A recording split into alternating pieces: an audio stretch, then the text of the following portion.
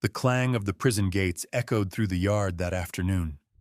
Inmates were killing time lifting weights, smoking, pretending they weren't counting the days.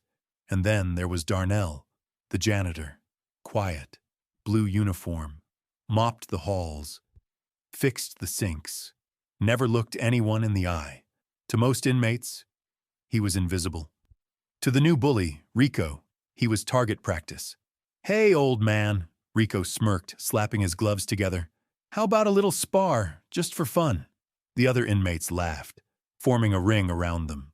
To them, it was just another show before dinner. Darnell didn't answer. He just set down the mop, rolled up his sleeves, and looked at Rico. Really looked at him. Something in that stare made a few men step back. "Come on, janitor," Rico taunted. "Let's see what them old bones can do." The moment Rico swung, the laughter stopped. What came next was fast. One move, one twist, one strike, and the bully was flat on the concrete, gasping for air. Silence. No one spoke. The guards on the tower even stopped watching the yard fight below. That day, everyone learned the truth. The janitor wasn't just a janitor. He was a retired military hand-to-hand instructor, a man who'd trained soldiers, not swept floors. Stay with me until the end, because what the warden discovered about Darnell's real identity would change how that entire prison operated. Before we begin, don't forget to like this video, hit subscribe, and comment where you're watching from. Now, let's get into it. 3 weeks earlier, Darnell Matthews had walked through those same prison gates for the first time. Not as an inmate, but as employee number 7849, custodial services, $8.50 an hour. Benefits after 90 days. The hiring manager had barely looked up from his paperwork. Matthews Darnell, age 62, no criminal record. References check out. He stamped the file. Report to maintenance at 0600 Monday morning. What the hiring manager didn't know was that those references came from a different world entirely. Colonel Harrison from Fort Bragg, Sergeant Major Williams from Quantico, Master Chief Peterson from Norfolk. Men who knew Darnell when he wore different colors, when his hands taught deadly precision instead of pushing a mop across linoleum floors. But that was 20 years ago, before the accident, before everything changed. Darnell had chosen this job deliberately. Prisons were places where people paid their debts, where second chances lived alongside hard consequences. He understood that language. He respected it. Most importantly, he needed the quiet anonymity it offered. His first day, he arrived 45 minutes early. Old habits. He studied the layout, memorized the guard rotations, noted the blind spots and the tension points. Not because he planned trouble, but because situational awareness had kept him alive for 3 decades in uniform. Some instincts never fade. The other maintenance workers barely acknowledged him. Tony Ramirez, the plumber, gave him a nod. Sarah Chen, the electrician, pointed him toward the supply closet. Everyone else seemed content to let the new guy find his own rhythm. That was fine with Darnell. Invisible was exactly what he wanted to be. For 3 weeks, he followed the same routine. Clock in at 6. Check the assignment board. Mop the East Wing first, then the cafeteria, then the administrative offices. Replace light bulbs. Fix broken faucets. Sweep the yard after lunch. Clock out at 2:30. He spoke only when spoken to. Kept his eyes down. Moved through the corridors like a ghost in work boots. The inmates called him Pops when they called him anything at all. To them, he was just another tired old man counting days until retirement. But Darnell was watching. Always watching. He watched Marcus Thompson intimidate the weaker inmates during lunch. Watched him collect debts that weren't officially owed. Watched him build a network of fear and respect that the guards pretended not to see. He watched Rico Martinez arrive on a Tuesday morning, 26 years old, armed robbery conviction, shoulders like a linebacker and a mouth that never stopped running, the kind of man who needed to establish dominance before his bunk was even assigned. Rico's first week, he tested boundaries, pushed ahead in the cafeteria line, took the best spot in the rec room, made comments about other inmates' families that danced right up to the edge of violence without quite crossing it. The guards watched him carefully. The inmates gave him space. Everyone understood the game being played. Everyone except Darnell, who continued mopping floors and fixing toilets like none of it mattered to him. That was Rico's first mistake. He mistook invisibility for weakness. His second mistake was what happened on that Thursday afternoon in the yard. The boxing equipment had been donated by a local gym that was closing down. Heavy bag, speed bag, a few pairs of gloves that had seen better days. The warden thought it might give the inmates a constructive outlet for aggression, channel their energy into something productive. Rico had been dominating the equipment for days, not because he was particularly skilled, but because he was willing to hurt people who challenged him. 3 inmates had already backed down from his friendly invitations to spar. Word spread quickly in a place like this. Darnell was cleaning windows nearby when Rico's voice cut through the afternoon air. "Hey, janitor man. Yeah, you with the mop. Come over here." The yard went quiet. Conversation stopped mid-sentence. Even the card games paused. Darnell continued cleaning the window, methodical strokes from top to bottom. He'd heard the call, but 20 years of discipline had taught him to never react to provocation immediately. "I'm talking to you, old-timer." Rico's voice carried that particular edge that meant trouble was coming whether you wanted it or not. This time, Darnell stopped. He straightened slowly, the way men do when their backs have carried too much weight for too many years. He turned around, and for the first time in 3 weeks, looked directly at another human being in that place. Rico felt it immediately. Something in those eyes that didn't match the uniform or the mop or the gray hair. Something that made his confident grin falter for just a fraction of a second. But Rico had an audience now. 43 inmates in a loose circle, guards watching from the towers, respect and reputation on the line. In a place like this, backing down meant becoming prey. "You look like you might have some fight left in those old bones," Rico said, pulling on the boxing gloves with theatrical flair. "How about we give these boys a little entertainment before dinner?" The laughter started then, nervous at first, then building as inmates began placing small bets on how long the old janitor would last. Most gave him 30 seconds. The generous ones said a full minute. What none of them knew was that Darnell Matthews had once been Gunnery Sergeant Matthews, that he'd trained Force Recon Marines in hand-to-hand combat for 15 years, that he'd developed techniques that were still being taught at military bases around the world. What they were about to learn was that some men never really retire from who they used to be. Darnell set the mop aside with the same careful precision he used for everything else. No rush, no theatrics. Just a man preparing for work he knew better than breathing. Rico bounced on his toes, shadowboxing for the crowd. "Look at this, boys. Grandpa's actually gonna try." More laughter rippled through the circle. "Don't worry, old man. I'll go easy on you. Wouldn't want to break a hip." The gloves Rico tossed him were worn leather, duct tape holding the padding together. Darnell caught them without looking, muscle memory from 1,000 training sessions flooding back. His hands slipped into the gloves like coming home. But something had changed in his posture. The slight hunch of a tired janitor straightened into something else entirely. His feet found their stance without conscious thought. Weight distributed perfectly. Center of gravity lowered just enough. Marcus Thompson, watching from the weight bench, felt his stomach tighten. He'd been in enough fights to recognize danger when he saw it. This wasn't the same man who'd been mopping their cells for 3 weeks. "You sure about this, Rico?" Marcus called out. "Old man looks different now." Rico waved him off. "Different how? He's still 60 years old and pushing a mop for $8.50 an hour." He raised his gloves, grinning at his audience. "This is going to be over before it starts." What Rico didn't understand was that age and experience weren't the same thing, that some men carried decades of knowledge in their bones, waiting for the right moment to surface, that the most dangerous opponents were often the ones who didn't look dangerous at all. The circle tightened. Inmates pressed closer. sensing blood in the water. Guard towers held their positions, but binoculars turned toward the yard. Even the kitchen staff had stopped working to watch through the windows. "All right, Janitor," Rico said, dropping into his fighting stance. "Let's see what you got." Darnell didn't respond.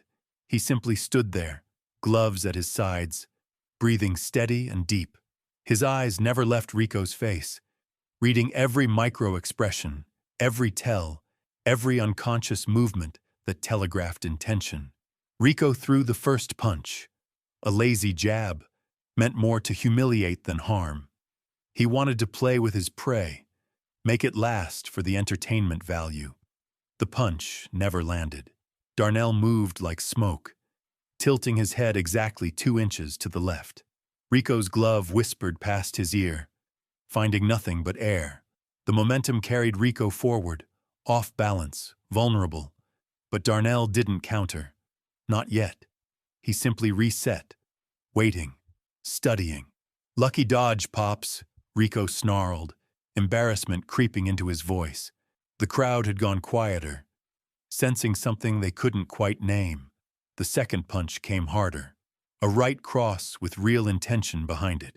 Rico put his shoulder into it, aiming for Darnell's jaw with enough force to drop most men. Again, Darnell wasn't there. This time he slipped to the right, the punch missing by millimeters, close enough that the wind from Rico's glove stirred the gray hair at his temple. "Stand still and fight!" Rico shouted, frustration bleeding through his confidence. 2 swings, 2 misses, in front of 43 inmates who were starting to murmur among themselves. The third combination was pure aggression. Left hook, right uppercut, another left hook. Rico threw everything he had, determined to connect with something, anything. Darnell moved like water flowing around rocks. Duck, weave, pivot. Each movement precise, minimal, conserving energy while Rico burned through his. The younger man's breathing was already getting heavy, sweat beading on his forehead despite the cool afternoon air. And then something shifted in Darnell's eyes. Some internal calculation completed. Some assessment finished. The time for observation was over. Rico wound up for his biggest punch yet, telegraphing it so clearly that half the yard saw it coming. A haymaker that would have knocked out most opponents if it connected. It never got the chance. Darnell stepped inside Rico's guard, moving with surgical precision. His right hand shot forward in a movement so fast it was almost invisible. Not a punch exactly, more like pressing a button. The strike hit Rico just below the solar plexus, targeting a nerve cluster that most people didn't even know existed. Not enough force to cause permanent damage, but perfectly placed to disrupt the electrical signals between brain and body. Rico's eyes went wide. His mouth opened in a silent scream as every muscle in his torso seized at once. The big haymaker died mid-swing as his arms went limp, his knees buckled, and he dropped like a marionette with cut strings. The yard fell into absolute silence. Rico lay on the concrete, conscious but paralyzed, gasping like a fish out of water. His diaphragm had forgotten how to work properly. His nervous system scrambled by a technique that had no name in civilian fighting. Darnell stood over him, not gloating, not celebrating, just waiting to make sure Rico could breathe properly. After 30 seconds, the younger man's respiratory system reset itself, and he began drawing desperate, ragged breaths. "Medical technique," Darnell said quietly, his voice carrying in the stunned silence. "Temporary paralysis of the phrenic nerve. He'll be fine in about 2 minutes."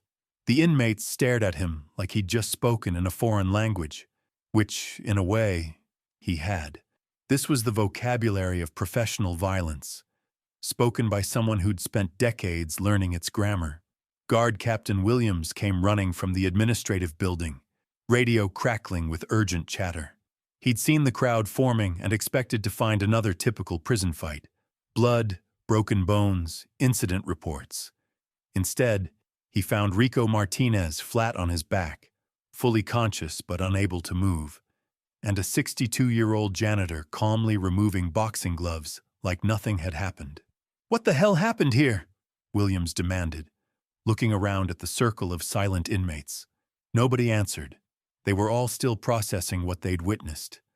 How a man could fall without being hit. How someone could move like that, strike like that, then return to perfect calm as if he'd just fixed a leaky faucet. Marcus Thompson found his voice first. "The janitor," he said slowly. "He ain't no janitor." Williams looked at Darnell, who was already reaching for his mop. "Matthews, what happened?" "Young man asked for a sparring session," Darnell replied evenly. "I obliged. He got a little winded." "Winded?" Williams looked down at Rico, who was finally starting to regain feeling in his extremities. "He looks like he got hit by lightning." "Pressure point technique," Darnell said, wringing out the mop with the same methodical care he brought to everything. "Non-lethal, minimal damage. He'll be back to normal activity within the hour." Williams had been working corrections for 15 years. He'd seen every kind of fight, every type of violence that prison walls could contain. He'd never seen anything like this. "Where did you learn to do that?" Darnell paused, mop in hand, and for just a moment his carefully maintained invisibility cracked. Something flickered across his face. Pride, maybe, or pain, or both. "United States Marine Corps," he said simply. 22 years active duty." The words hit the yard like a physical force. Marines. Not just military, but the branch that turned ordinary men into weapons. The inmates looked at each other with new understanding. Pieces of a puzzle finally clicking into place. Rico was sitting up now, flexing his fingers, testing his coordination. His face burned with humiliation, but underneath that was something else. Fear. The kind of primal terror that came from realizing you just picked a fight with apex predator while thinking it was house cat. "You're a Marine?" Williams asked, his tone shifting to something approaching respect. "Was," Darnell corrected. "Now I'm a janitor." But everyone in that yard knew the truth. There was no such thing as an ex-Marine. The title was earned in blood and fire, and it never expired. The man with the mop had simply been hiding in plain sight. Word spread through the prison like wildfire. By dinner time, every inmate knew what had happened in the yard. The old janitor, who'd been invisible for 3 weeks, had just dropped the toughest new fish with a single touch. But it wasn't just what he'd done. It was how he'd done it. No anger, no showboating, no trash talk afterward. Just clinical precision followed by picking up his mop like nothing had changed.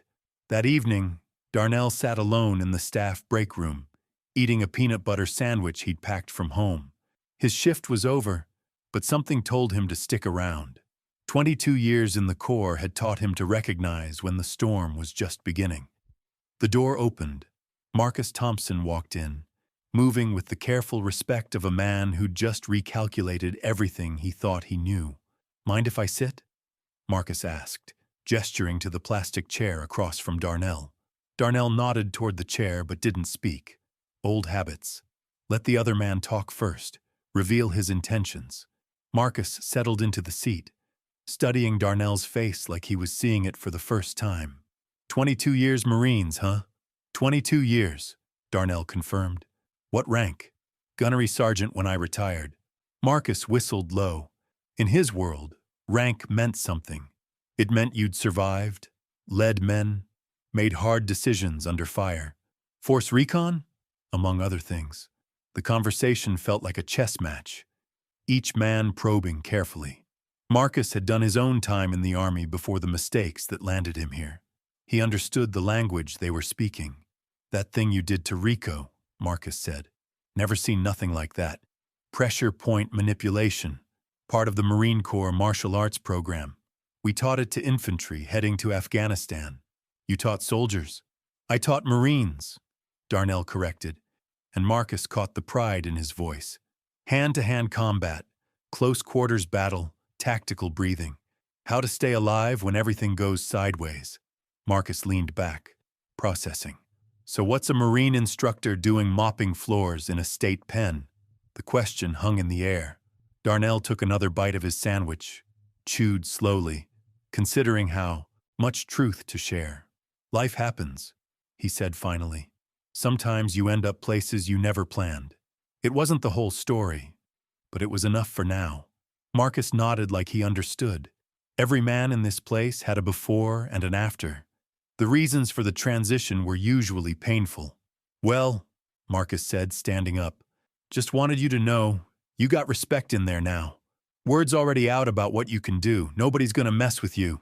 Wasn't looking for respect, Darnell replied. Just wanted to do my job.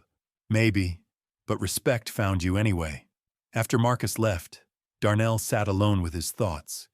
He'd broken his own rule. For 3 weeks he'd been perfectly invisible. Now everyone knew there was more to the story.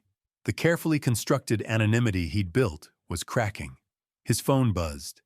Text message from his daughter Sarah. "How was work today, Dad?" He stared at the screen for a long moment. Sarah was 28, a nurse in Portland, married to a good man who sold insurance and coached Little League. She thought her father had spent his post-military years doing maintenance work because he liked the quiet, honest labor. She had no idea about the real reason he'd chosen jobs that kept him away from people, about the nightmares that still woke him at 3 in the morning, about the incident in Fallujah that had ended his career and nearly destroyed his soul. "Fine, sweetheart. Just another day." He sent the text and pocketed the phone. Some truths were too heavy for daughters to carry. The next morning arrived gray and cold. Darnell clocked in at his usual time, but the atmosphere had shifted. Guards nodded to him now. Inmates stepped aside in the hallways. Even Tony Ramirez, the plumber who'd barely acknowledged him for 3 weeks, offered him coffee. "Heard you had some excitement yesterday," Tony said, pouring from a thermos that smelled like it could strip paint. "Not really," Darnell replied. "Just a misunderstanding." "Misunderstanding that put Rico Martinez on his back?" Tony grinned. "Man, I wish I'd seen it. That boy's been asking for a reality check since he walked in here." Darnell accepted the coffee but didn't comment. He'd learned long ago that prison walls had ears, and words had a way of getting twisted as they traveled. His first assignment took him to C Block, where Rico was housed. The young man was at the common table, picking at his breakfast tray, while his usual crew sat in uncomfortable silence around him. When Rico saw Darnell approaching with his cleaning cart, something flickered across his face. Not quite fear, but definitely wariness. The kind of look prey animals get when they realize they've misjudged a predator. "Morning," Darnell said quietly, beginning to mop the floor around the tables. Rico didn't respond immediately. His crew watched the interaction like spectators at a tennis match, waiting to see who would break first. "You made me look like a fool," Rico said finally, his voice low and tight. Darnell continued mopping, methodical strokes from left to right. "You made yourself look like a fool. I just gave you the opportunity. You think this is over?" Now Darnell stopped. He straightened slowly, his eyes finding Rico's across the small distance between them. When he spoke, his voice carried the quiet authority of a man who'd led Marines in combat.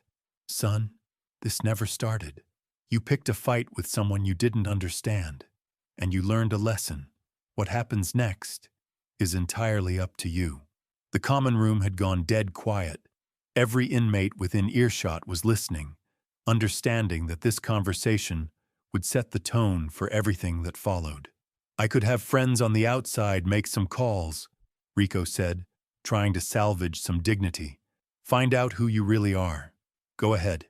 Darnell's voice remained perfectly calm. "My service record is public information. 22 years, honorable discharge. 3 tours in Iraq, 2 in Afghanistan. Combat instructor for Marine Corps Base Quantico." He paused, letting that sink in. "What you won't find in those records is why I left. That story stays with me." Rico's face had gone pale. Combat tours. Quantico. This wasn't just some old soldier who'd learned a few moves. This was someone who'd trained the trainers, who'd survived multiple deployments in the worst places on Earth. "Look," Rico said, his voice smaller now. "I didn't mean no disrespect." "Yes, you did," Darnell resumed mopping. "You saw an old man in a janitor's uniform and thought you'd found easy prey. That's exactly what you meant. The truth hit like a slap. Rico's crew shifted uncomfortably in their seats. Everyone had witnessed his humiliation, and now they were watching him get dissected with surgical precision. But here's what you're going to do, Darnell continued. You're going to learn to read people better. You're going to understand that respect isn't something you take by force.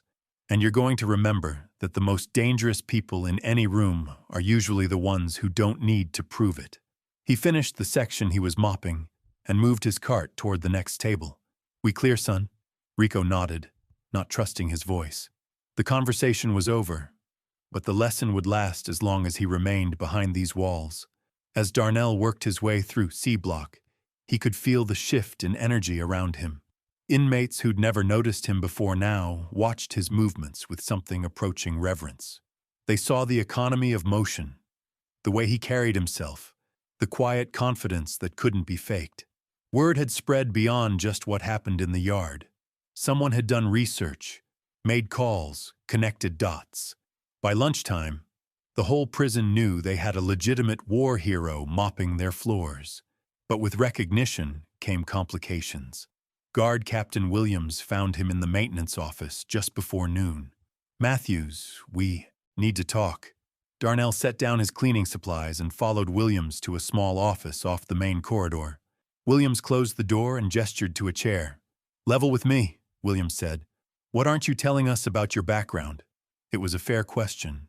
The hiring process for prison staff was thorough, but it focused on criminal history and basic qualifications.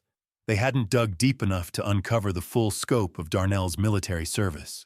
I was honest on my application, Darnell said.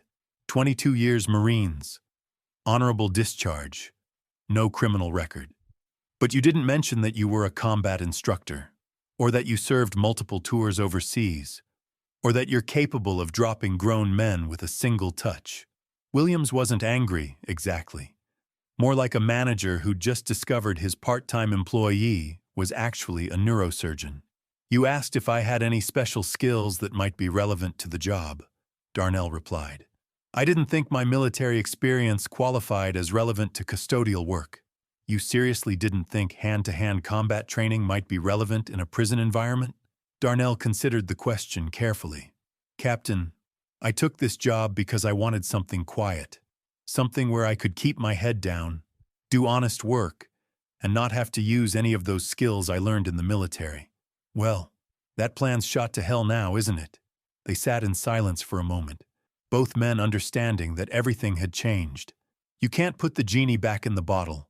Once word spreads in a place like this, there's no returning to anonymity.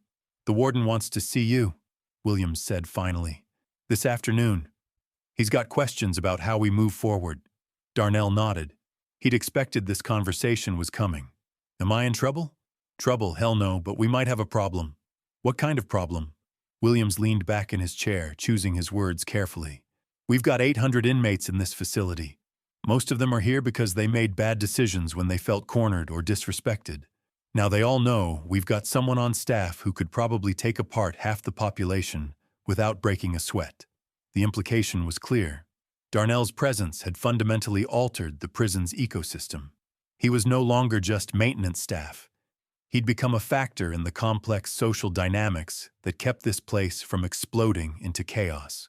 Some of the guards are nervous, Williams continued. They're wondering if you're here for reasons you haven't shared. Some of the inmates are treating you like you're bulletproof, and the troublemakers are trying to figure out if you're a threat or an opportunity. Darnell understood. In a closed system like this, any change in the balance of power created ripple effects. His little demonstration in the yard hadn't just humbled Rico Martinez. It had shifted everyone's understanding of who held real authority within these walls. What does the warden want? Honest? I think he wants to offer you a different job. That afternoon, Darnell found himself sitting across from Warden Patricia Hendricks, a 48-year-old former prosecutor who'd been running the facility for 6 years. Her office was spartanly decorated, all business, no personal touches visible. Sergeant Matthews, she began, using his former rank deliberately. We seem to have a situation. Yes, ma'am. In 24 hours, You've gone from invisible maintenance worker to the most talked about person in this facility. Guards, inmates, staff, everyone's got an opinion about what happened yesterday. She pulled out a thick folder and set it on the desk between them. So I made some calls, talked to some people who know people. Turns out you're something of a legend in certain military circles. Darnell's stomach tightened. He'd hoped his past would stay buried, but he'd always known it was a long shot. Gunnery Sergeant Darnell Matthews, she read from the file. 3 Bronze Stars, 2 Purple Hearts, Combat Action Ribbon. Instructor at Marine Corps Martial Arts Center of Excellence. Developed training protocols still used by Special Operations Command. She looked up from the papers. Quite a resume for a janitor. I prefer to focus on my current job, ma'am. About that. She closed the folder. I'm going to be direct with you, Sergeant. This facility has problems. Gang activity, drug smuggling, violence that we can't always prevent. We lose 2 guards a month to stress-related resignations, and our recidivism rate is above the state average. Darnell waited, sensing where this was heading. What happened yesterday tells me we might have solutions we haven't considered. You neutralized a dangerous situation without injury, without weapons, without backup. That's exactly the kind of de-escalation expertise we need more of. She leaned forward, her expression serious but hopeful. I want to offer you a position as our violence prevention specialist. You'd work with both staff and inmates, teaching conflict resolution, self-defense, tactical awareness, better pay, better hours, and the chance to use those skills for something constructive. The offer hung in the air between them. It was generous, logical, and exactly what Darnell had been trying to avoid for the past 20 years. Ma'am, I appreciate the offer, but I'm not sure I'm the right person for that kind of responsibility. Why not? The question was simple, but the answer was complex. How do you explain to someone that the skills they admire came at a cost you're still paying? That the expertise they want to utilize was forged in moments you'd give anything to forget? Because the last time I used those skills professionally, someone died. The words came out quieter than he'd intended, but they carried the weight of absolute truth. Warden Hendricks sat back, her expression shifting to something more careful. Want to tell me about it? Darnell looked out the window at the prison yard, where inmates were beginning their afternoon recreation time. Somewhere out there, Rico Martinez was probably still processing what had happened to him, learning that the world contained levels of danger he'd never imagined. For 20 years, Darnell had carried his secret alone. Maybe it was time to share the load. Fallujah, 2004, he began, his voice steady but distant. I was training Iraqi police in hand-to-hand combat techniques.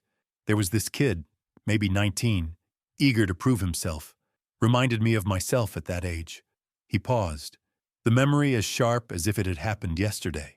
The story continues from where Darnell was about to share his experience in Fallujah with Warden Hendricks, building toward the conclusion of his past, and how it shaped his present choice to work as a janitor. During a training exercise, something went wrong. The technique I was demonstrating, the same one I used on Rico yesterday, it was supposed to be non-lethal, but the kid had an undiagnosed heart condition. The pressure point strike triggered cardiac arrest. Darnell's hands were steady, but his voice carried 20 years of guilt. He died right there on the training mat, 19 years old, trying to serve his country, and I killed him with a move designed to save lives. Warden Hendricks absorbed this in silence, understanding now why a decorated Marine had chosen to disappear into custodial work. The investigation cleared me, called it a tragic accident, but I knew the truth. I'd gotten comfortable with my skills, maybe even a little proud. That moment of overconfidence cost a kid his life. He looked directly at her. So when you ask me to teach those techniques again, to put myself in positions where I might have to use them, you're asking me to risk becoming the person I was before I learned that lesson. And I can't do that, ma'am. Not again. The warden nodded slowly.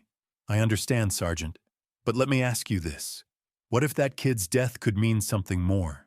What if sharing your story, teaching people not just how to fight, but why they shouldn't, could prevent other tragedies. It was a compelling argument, but Darnell had made his peace with his choices long ago. With respect, ma'am, I'd like to keep my current position. Sometimes the most important battles are the quiet ones. Making sure the floors are clean, the lights work, keeping things functioning so other people can do the important work. Warden Hendricks smiled faintly. You know, Sergeant, I think you might be wrong about which work is most important, but I respect your decision. 6 months later, the prison was a different place, not because of any dramatic changes in policy or procedure, but because of something more subtle. Word had spread throughout the facility about the janitor who could have been anything he wanted, but chose to serve quietly instead. Rico Martinez had become one of Darnell's most unlikely advocates. The young man who'd once terrorized weaker inmates now found himself protecting them, understanding finally that real strength came from restraint, not aggression.